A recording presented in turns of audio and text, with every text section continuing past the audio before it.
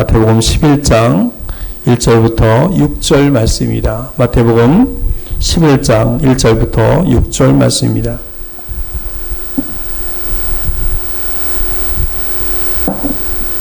우리 한 절씩 교독해서 보겠습니다. 예수께서 12제자에게 명하기를 마치시고 이에 그들의 여러 동네에서 가르치시며 전도하시려고 거기를 떠나가시니라.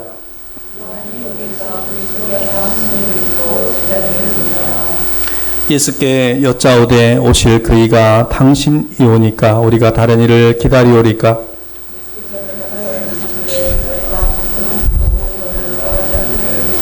맹인이 보며 못 듣는 사람이 걸으며 나병 자가 깨끗함을 받으며 못 듣는 자가 들으며 죽은 자가 살아나며 가난한 자에게 복음이 전파된다 하라.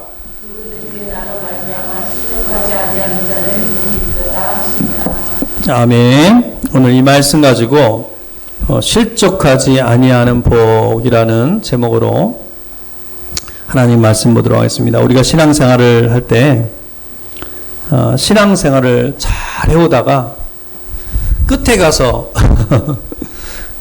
실족한다면 이보다 안타까운 일이 없고 이보다 비참한 일이 없어요. 그죠? 신앙생활을 잘 해오다가 끝에 가서 실족하게 된다면 실족이 뭐예요? 미끄러지는 거잖아요. 그죠? 발이 미끄러지는 거예요. 그렇다면 이보다 안타까운 일이 없습니다. 그래서 신앙생활을 할 때는 시작도 중요하지만 뭐가 중요해요? 끝이 중요한 겁니다. 끝이 중요해요. 여러분 이것을 보여주는 그 대표적인 성경의 사람 누가 있어요?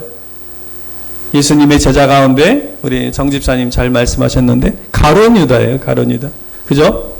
가룟 유다는 주님을 따르는 것으로 시작해서 주님께 실족해서 주님을 판 사람입니다. 그러므로 우리가 가룟 유다 같은 사람이 되서는 안 돼요. 그죠? 그래서 오늘 본문은 우리가 어떻게 해야 실족하지 않는지를 이야기하고 있어요. 어떻게 해야 실족하지 않는지. 자, 우리 오늘 본문 말씀을 다시 한번 볼게요. 우리 1절부터 3절까지 좀 길긴 하지만 우리 한번 크게 여러분들 말씀에 집중해서 한번 같이 크게 읽겠습니다. 시작.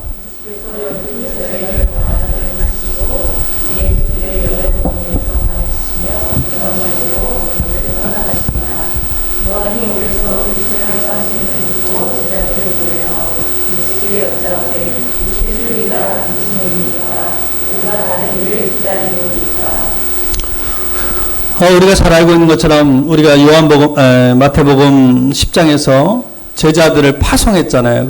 파송하고 나서 이제 제자들이 다 가서 곳곳에 흩어져서 가르치고 말씀을 전했습니다. 근데 그런 상황에서 누가 나와요? 여기 지금 이 본문의 3절까지 보면 누가 나와요?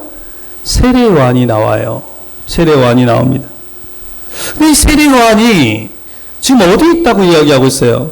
옥에 갇혀있는 장면이에요. 옥에 갇혀있는 장면이 여기서 나옵니다. 왜 옥에 갇혔어요? 세례요한이 옥에 갇힌 이유는 이거예요. 그 당시에 왕이 누구였어요? 헤롯 왕이었죠. 그죠? 헤롯 왕이 자기 동생이 있었어요. 근데 자기 동생의 아내를 취해서 결혼을 했어요. 이게 사회적으로도 보면 옳은 일입니까? 옳지 않은 일이에요. 옳지 않은 일이니까 세례요한이 그것에 대해서 비판을 했어요. 어찌 왕이 그럴 수 있냐. 그렇게 했기 때문에 헤롯이 사람을 보내서 요한을 잡아서 옥에 가두었습니다. 근데 그 세례요한이 옥에 갇혀 있을 때 세례요한의 제자들로부터 예수님이 하시는 일에 대해서 이야기를 듣게 돼요. 어떤 이야기를 들어요? 제자들이 와서 이야기하는 거예요. 세례요한한테. 예수님이 하시는 일을 보니까 예수님이 산상수훈에서 말씀을 가르치시고 또 병든 자들을 고치시고 가난한 자들과 함께 하시고 그리고 맹인의 눈을 뜨게 하고 중풍병자를 낫게 하고 우리가 다 살펴봤잖아요. 그런 일을 하신다고 이야기를 하는 거예요. 여러분 이런 이야기를 할 때, 만약에 여러분이 세례요한이라면 어떤 마음을 갖겠어요? 참 대단하시다, 예수님이. 이렇게 그런 마음을 갖겠죠? 그러나 세례요한의 생각은 좀 달랐어요. 제자들이 와서 자신의 예수님에 대해서 자신에게 이야기를 했을 때 세례요한은 이 이야기를 듣고 의문이 들었어요. 어떤 의문이 들었어요? 이런 의문이에요. 예수님이 구약에서 오시리라고 한 메시아가 맞는 걸까? 자, 제가 무슨 얘기인지 아시겠죠? 메시아가 맞는 걸까? 이런 의문이 든 거예요. 세례요한이. 자, 여기에서 이제는 자기 자신의 운명이 죽을 운명이라는 걸 알아요. 세례요한은. 왜? 왕을 비판했으니까. 자, 우리나라 어떻습니까? 조선시대 때 왕 비판하면 어떻게 돼요? 역적이죠. 그죠? 먹어 치는 겁니다. 세례요한도 그런 운명이 놓여져 있어요. 이제는 자기가 자신의 운명이 죽을 운명이라는 걸 알기 때문에 그 운명에서 강한 의구심을 가진 거예요. 예수님이 정말 메시아가 맞는 걸까? 여러분, 세례요한이 어떤 사람이었어요? 세례요한은 광야에서 회개하라, 천국이 가까이 왔다라고 외쳤던 사람이었고, 예수님을 세례 주었던 사람이에요. 우리 요한복음에 보면, 자, 요한복음 말씀을 한번 보겠습니다. 또 좀 길긴 하지만 한번 천천히 한번 읽어볼게요. 자, 천천히 읽겠습니다. 시작.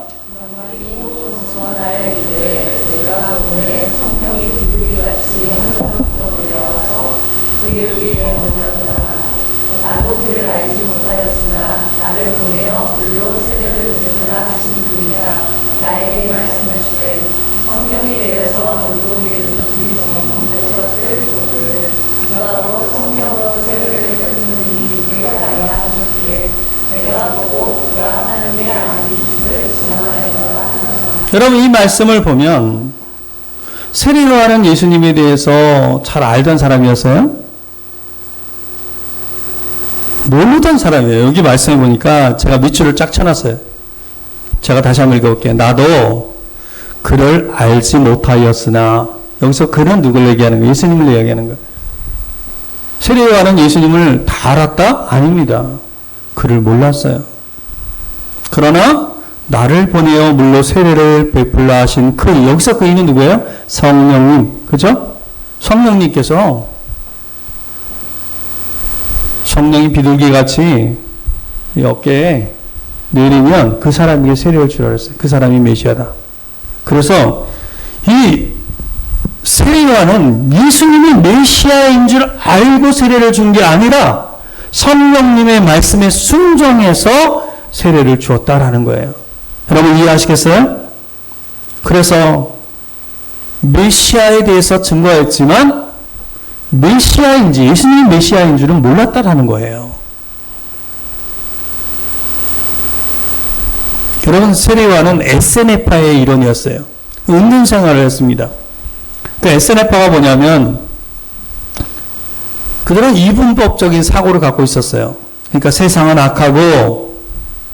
악하다. 그러므로 거룩하고 정결하게 살아야 한다. 그래서 광야에 들어가 사는 거예요. 그리고 그 광야에서 회개를 외쳤어요. 좀 사람들과 다르게 사는 거예요. 광야에 들어가서 그냥 메뚜기와 석청 이런 거 먹으면서 사는 거예요. 그러니까 사람들이 그것을 좀 신비하게 여겼어요. 그리고 광야에서 외치는 그 세례요한의 목소리가 순수했거든요. 그래서 사람들은 세례요한에게 와서 세례를 받고 또 회개를 하기도 했습니다. 그런데 세례요한도 사람인지라 착오가 있었다라는 거예요. 착오가 있었다. 그러니까 회개를 선포한 것은 좋았지만 요한이 생각했던 메시아에 대한 이해가 성경에서 말하는, 구약 성경에서 선포했던 그 메시아에 대한 이해하고 달랐다라는 것입니다. 여러분, 그 당시에 유대 사회가 어땠어요? 로마가 통치하고 있었으니 얼마나 답답했겠습니까? 유대인들은 메시아를 간절히 원했어요. 그러나 하나님의 뜻과는 다르게 해석했어요. 어떤 메시아를 원했어요? 영적인 메시아를 원한 게 아니라 육적인 메시아예요. 어떤 메시아예요? 정치적인 메시아예요. 세례 요한도 이 점에 있어서는 유대인들과 같았어요.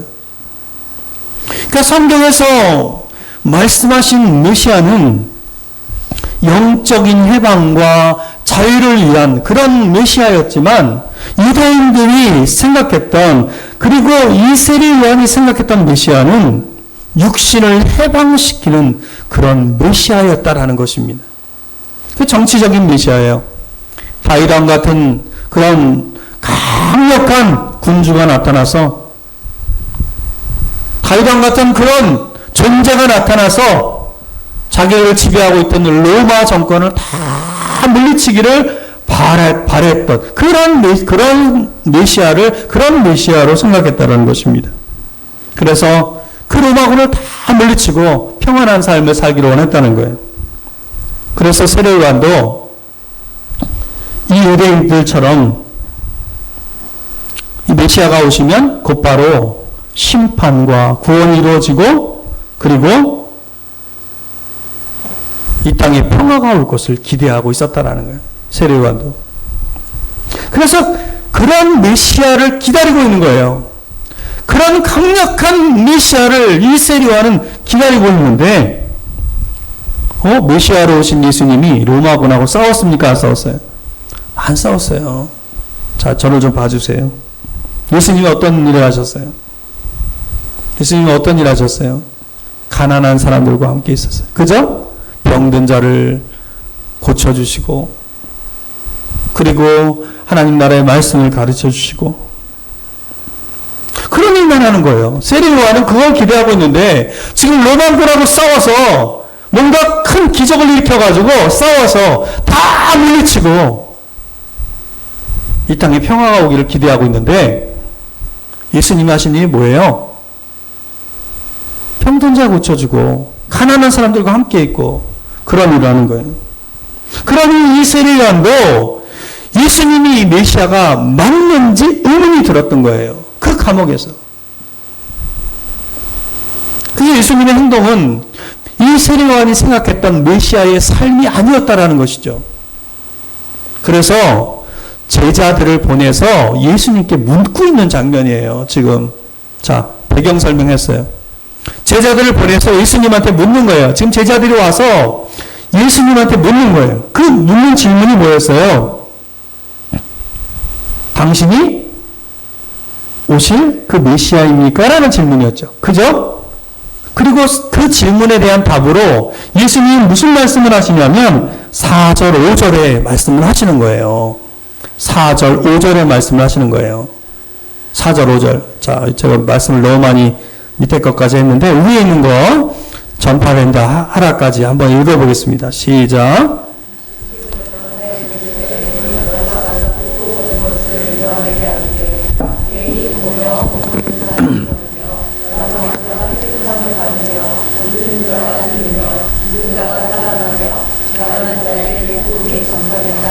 그 질문을 하는 이 세례 요한의 제자들에게 예수님이 뭐라고 얘기하셨냐면, 너희가 가서 보고 듣는 걸 얘기해 라고 하면서, 지금 맹인이 보며 못 걷는 사람이 걸으며, 그래서 쭉 얘기하는 거예요. 그러면서 예수님이 하시는 얘기가 뭐냐면, 무슨 말씀을 하시는 거냐면, 구약에 기록된 하나님의 말씀대로 메시아가 오시면 하실 일들을 자신이 하고 있다.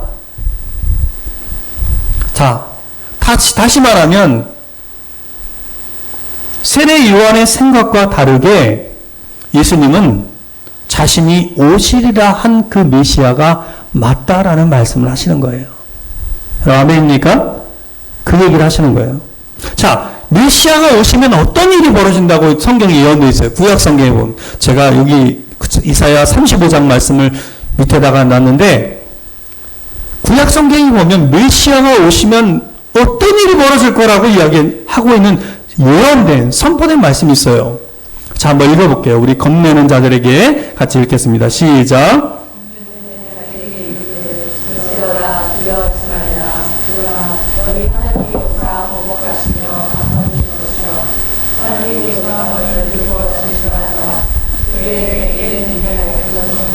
못 듣는 사람의 귀가 열릴 것이며 그때에 저는 자는 사슴같이 뛸 것이며 말 못하는 자의 혀는 노래하리니 이는 광야에서 물이 솟겠고 사막에서 시내가 흐를 것임이라.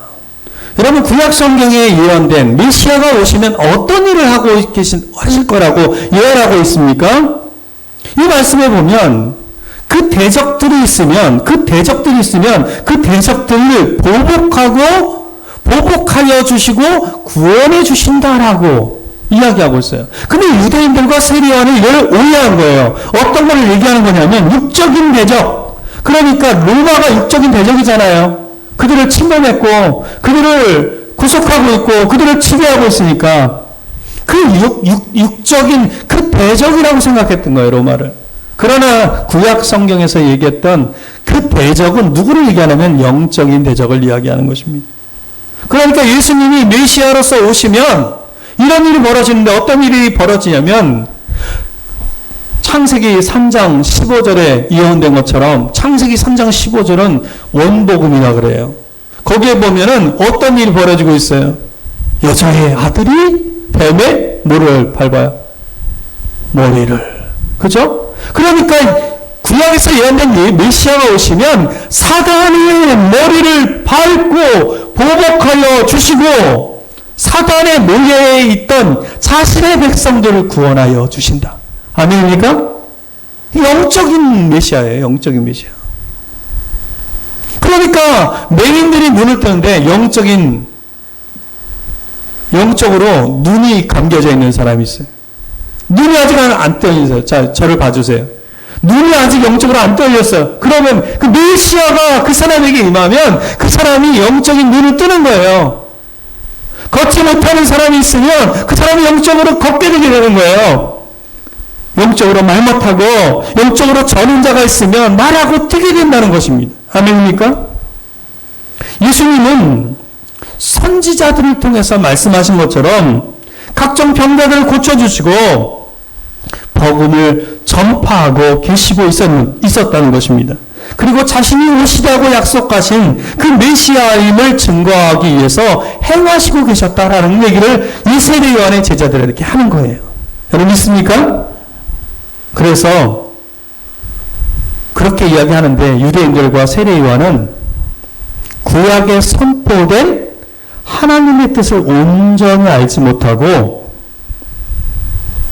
있었다는 것입니다. 그래서 예수님이 메시아가 맞다면 로마문을 물리쳐줘야 되고 보복하여 줄 것이라고 생각하고 있었다는 거예요. 예수님이 가난한 자들과 함께하고 병든 자를 찾아다니면서 고쳐주시고 싸매주시는 그 모습이 예수님이 메시아가 아니라고 생각했던 거예요. 유대인들이 그런 건 이해하죠. 그러나 세례요한도 그렇게 생각했다는 거예요. 제가 여기서 중요한 얘기를 하는 거예요. 오늘 메시지는 이겁니다. 저도와 여러분도 동일하다라는 것입니다. 사람들은 하나님의 뜻과 다르게 말씀을 자신에게 유익이 되는 말씀으로만 해석하여 받아들이면 유대인이나 세례요한과 다를 것이 없다라는 거예요. 여러분 믿습니까? 여러분 믿습니까? 그래서 예수님을 믿으면 다 잘 돼. 부자도 되고 병도 없고 고난도 없고 거침도 없고 사고도 안 당하고 그냥 다 잘 돼 라고 생각한다는 거예요. 그 성경을 자기 마음대로 해석하는 것입니다. 여러분 예를 들어서 구약 성경에 보면 아브라함과 이삭 얘기가 나오죠. 그죠? 아브라함과 이삭은 가난했었어요, 처음에는. 그죠? 그런데 하나님의 축복을 받고 100배가 넘는 축복을 받았어요. 그래서 많은 사람들이 예수님을 믿는 사람은 모두 그렇게 돼야 된다고 생각하는 거예요. 교회도 부흥해야 되고 개인도 그렇게 부유하게 돼야 되고 그게 예수님을 잘 믿는 거라고 생각하는 거예요. 그렇게 오해한다는 거예요. 성경 말씀을 가지고. 여러분 제가 중요한 얘기 하는 거예요. 그런데 여러분 이 아브라함과 이삭의 이야기조차도 예수님을 잘 믿으면 구원의 복을 받는다는 그런 실예로, 모형으로, 그림자로 설명한 것인데 자신에게 유익한 대로 성경의 말씀을 해석해서 육적인 복을 받는다고 생각한다는 것입니다. 사랑하는 성도 여러분, 만일 우리가 지금 유대인이나 세례 요한의 모습과 같이 영적인 구원의 복을 육적인 이 땅의 복으로 착각해서 살아간다면, 그리고 또 그렇게 생각하고 있다면 그 생각을 바꿔야 합니다. 아멘입니까? 바꿔야 돼요. 여러분, 만약에 육적인 복으로 생각하고 세례 요한처럼 로마군들을 다 물리치고 자신의 뜻대로, 자신의 생각대로, 구약의 말씀을 자신이 해석한 대로 그렇게 다 물리치고 그렇게 생각했던 것처럼 우리도 육적인 복을 받는 것이 신앙생활이라고 생각하고 이렇게 신앙생활하고 있다가 예수님을 믿다가 예수님이 자신의 생각대로 육신의 복을 주지 않는다고, 하나님이 살아계시지 않는다고 생각한다면 어떻게 돼요? 오늘 말씀의 제목이었어요. 실족하고 만다는 거예요. 실족하고 만다는 거예요. 누가복음 보면은 누가복음 10장에 예수님께서 분명히 얘기하셨어요. 인자에 온 것은 잃어버린 자를 찾아 구원하려 함이니라. 아멘? 여러분, 예수님이 이 땅에 오신 목적은 무엇이에요? 분명히 선포하고 있어요. 잃어버린 자를 찾아서 구원하러 온 거예요. 사단에 묶여있던 영혼들을 구원하여서 그들이 영적으로 하나님의 자녀가 되게 하기 위해서 예수님이 이 땅에 오셨다는 것을 이야기하는 것입니다. 여러분, 아멘입니까?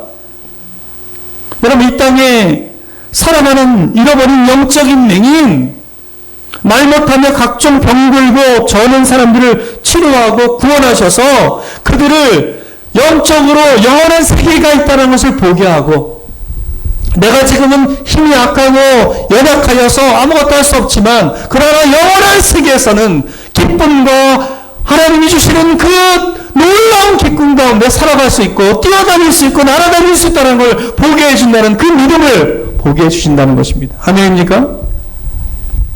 그러나 이것을 생각하지 않고 예수님을 믿으면 이 땅에서의 삶에 복을 주셔서 모든 것이 잘 되고 그것이 참된 복이라고 생각하면서 잘 먹고 잘 산다고 생각하면 뭐 하게 된다? 실족하게 된다. 그래서 오늘 본문 6절이 뭐라고 이야기하고 있어요? 우리 본문 6절 한번 크게 한번 읽어볼게요. 자, 한번 읽겠습니다. 시작.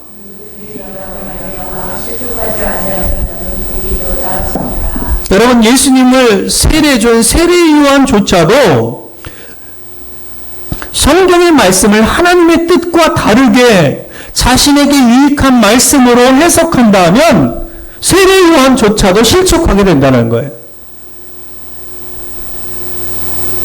다시 말하면 천국 갈 수 없다는 얘기예요. 무서운 얘기죠. 그죠? 우리도 마찬가지라는 것입니다.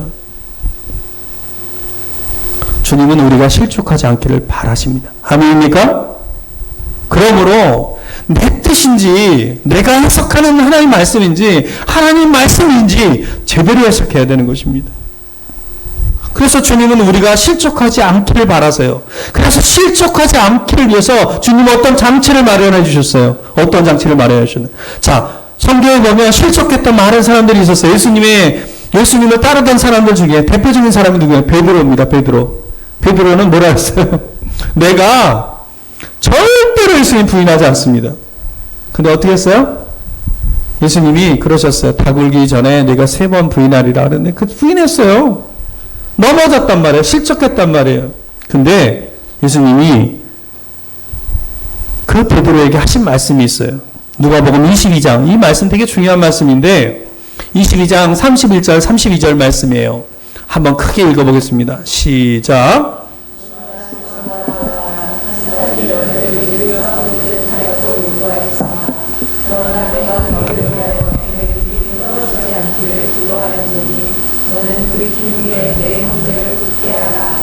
여러분, 이 말씀에 보면 사단이 시몬은 누구를 얘기해요?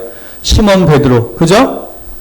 베드로를 얘기해요. 베드로야, 베드로야. 2번 얘기하셨어요. 강조하신 거죠? 그러면 사실 얘기가 사단이 너를 밀가부르듯 너를 유혹해가지고 너를 실족하게 하려고 어마어마하게 노력하고 있는 거 아니에요, 네가? 야, 효수가, 너, 죄송해요. 하나님이 너를 사랑하시는데 사탄이 너를 붙잡아가지고 자기의 그 밑에 두려고 그렇게 노력하는 걸 아니? 그런데 뭐라고 얘기했어요?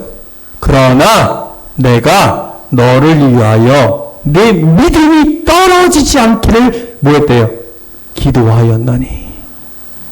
여러분, 사단이 베드로를 실족하게 하려 했으나 예수님이 베드로를 위해서 중보기도 하셨다는 것입니다. 아멘입니까? 우리가 실족하지 않도록 주님은 지금도 우리를 위해서 중보기도 하세요. 아멘입니까? 여러분이 혼자 있는 것 같고 여러분이 혼자서 이 고난에 더 노력하는 것 같지만 아니라는 거예요. 여러분 믿습니까?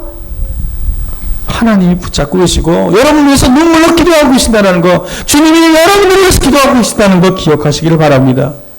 비록 베드로는 주님을 부인했지만 예수님의 이 기도로 다시 일어설 수 있는 거예요. 저와 여러분들도 베드로처럼 예수님을 부인하지 않는다고 다짐하지만 순간순간 예수님을 얼마나 부인합니까? 그때마다 여러분과 저는 넘어질 수 있지만 우리를 붙잡고 계시는 예수님께서 손을 놓지 않고 있기 때문에 넘어지지만 넘어지지 않는다는 것입니다. 아멘입니까? 여러분, 이것은요 마치 걷기 위해서 걸음만을 배우는 아기의 모습과 같은 거예요. 어머니의 손에 의지해서 걷다가 넘어지고 다시 걷다가 넘어지고, 그러나 그 손에는 누가 있어요? 어머니의 손이 있는 거예요. 그 손으로 우리를 붙잡아 일으켜 주시는 것입니다. 그래서 우리가 어떻게 해야 돼요? 어머니를 의지하여 걸음을 배우는 이 아기처럼 실족지 않게 잡아주시는 예수님만 의지하여 살아야 한다는 것입니다. 아멘입니까? 예수님이 손을 붙잡고 동행해 준다는 것입니다. 여러분, 디모데후서 말씀 한 구절 같이 보고 말씀 마칠 거예요. 자, 이 말씀 같이 한번 크게 읽어보겠습니다. 같이 보겠습니다. 시작. 미쁘다 이 말이여, 우리가 주와 함께 죽었으면 또한 함께 살 것이요, 참으면 또한 함께 왕노로 갈 것이요, 우리가 주를 부인하면 주도 우리를 부인하실 것이라. 우리는 미쁨이 없을지라도 주는 항상 미쁘시니 자기를 부인하실 수 없으시로다. 여러분, 미쁘다라는 말은요 약속을 지킨다는 거예요. 신실하게 약속을 지키신다는 거예요. 이런 뜻이에요. 그러니까 신실하신 하나님, 신실하다라는 얘기예요. 신실하신 하나님이라는 얘기예요. 사랑하는 성도 여러분, 우리가 잘못된 신앙이 아니라 온전한 믿음만 가지고 있다면 신실하신 하나님은 우리를 붙잡아 주시고 우리를 지키신다는 거예요. 우리는 믿음이 없어요. 우리는 신실하지 못해요. 그죠? 우리는 때마다 주님을 부인하고 예수님을 생각하지 않고 살아가요. 그러나 주는 항상 미쁘시니. 아멘입니까? 주는 항상 미쁘시니 우리를 바라보고 계시고 우리의 손을 붙잡고 계시다는 것입니다. 그리고 우리를 지키시는 거예요. 우리가 주님을 의지하려고만 하면 주님은 우리를 인도하신다는 거예요. 아멘입니까?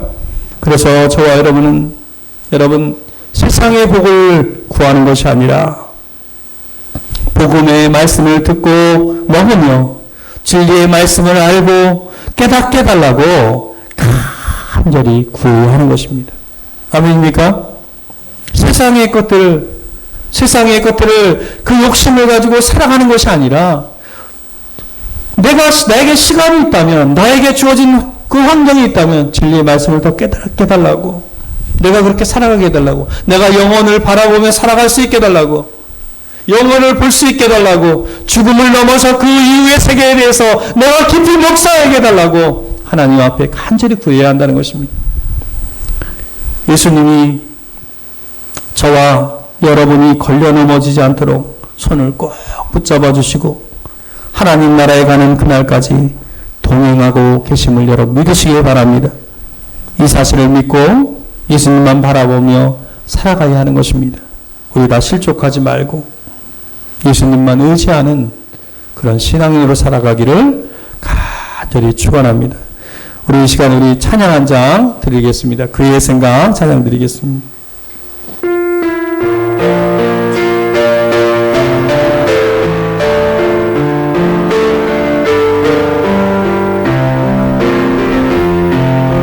하나님은 너를 만드신 분, 너를 가장 많이 알고 계시며, 하나님은 나를 만드신 분, 너를 만드신 나를 가장 깊이 가장 깊이 이해하신단다. 하나님은 나를 지키시는 분, 나를 절대 포기하지 않으니. 하나님은 나를 지키시는 분, 하나님은 나를 지키시는, 나를 쉬지 않고 나를 쉬지 않고 지켜보신단다.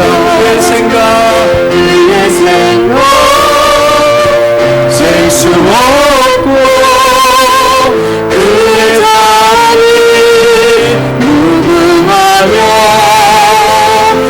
그의 성실 얼마나 새롭고 그의 사랑 끝이 없단다. 하나님은 나를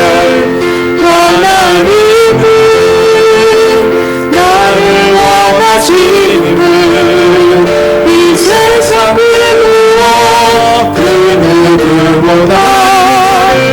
하나님은 나를 원하시는 분, 나같이 있고 싶어 하신단다. 하나님은 나를 인도하는 분, 광야에서도 복음 중에도 하나님은 나를 인도하는 분, 초장으로 인도하신단다. 그의 생각 셀 수 없고 그의 자비 무궁하며 그의 성실 얼마나 새롭고 그의 사랑 끝이 없단다. 우리 같이 한번 기도하겠습니다. 우리가 신앙생활 할 때 끝까지 실족하지 않고 하나님 온전한 뜻 가운데 내가 행할 수 있게 하시옵소서. 내 마음대로 신앙생활, 내 뜻대로 신앙생활 하는 게 아니라 하나님의 뜻 가운데 설 수 있게 해달라고 우리 한번 같이 기도하겠습니다. 하나님, 예수님만 바라보고 살아갈 수 있게 하시고 아버지, 예수님 의지하는 신앙 될 수 있도록 주여 인도하여 주시옵소서. 아버지, 하나님의 말씀과 하나님의 뜻을 온전히 알기를 원합니다. 내 삶이 내 주인이, 내가 주인이 아닌 것을 아시지 않습니까? 나는 내 마음대로 하고 싶으나 그러나 내가 내 스스로 하는 것이 아버지 하나님 보시기에 합당하지 않고 또 아버지 나의 삶은 하나님의 것임을 고백하며 아버지 나아갑니다. 주여 하나님, 내 삶이 내 뜻이 아니니 하나님의 뜻 가운데 설 수 있게 하시고 아버지 내 뜻에 의지하여 살아가지 않도록 인도하여 주옵소서. 주님을 세례준 세례요한조차도 아버지 그 뜻을 깨닫지 못하고 아버지 죽음의 날에 그 마지막에 아버지 자기의 제자들을 보내서 예수님께 물었습니다. 우리도 주님 앞에 묻습니다. 하나님, 하나님의 뜻이 무엇인지 깨닫게 달라고 묻게 하시고 아버지 주 앞에 나아갈 수 있게 하시고 신앙생활 하되 아버지 시작은 좋았지만 그러나 그 끝이 험하게 무너지지 않게 하시고 비참하게 무너지지 않게 하시고 아버지 주여 우리를 긍휼히 여기시사 하나님 온전한 뜻 가운데 우리가 서갈 수 있도록 인도하여 주시옵소서. 실족하지 않고 끝까지 신앙생활 잘할 수 있는 믿음의 자녀들 다 될 수 있도록 인도하여 주시옵소서.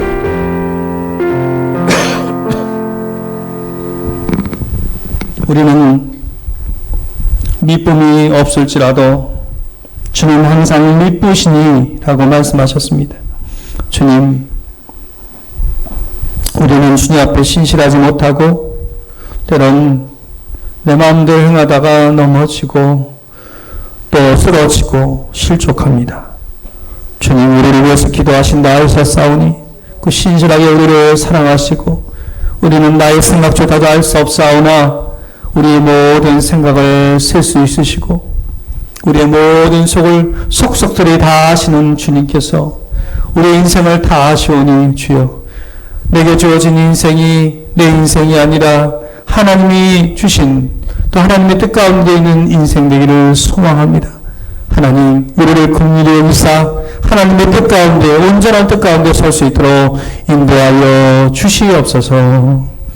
지금은 우리 주 예수 그리스도의 은혜와 하나님의 그 크신 사랑하심과 성령의 충만 동행 매주 역사하심이 여기는 사랑하는 성도의 삶과 가정과 일터와 교회 위에 영원히 함께하기를 간절히 축원하옵나이다. 아멘.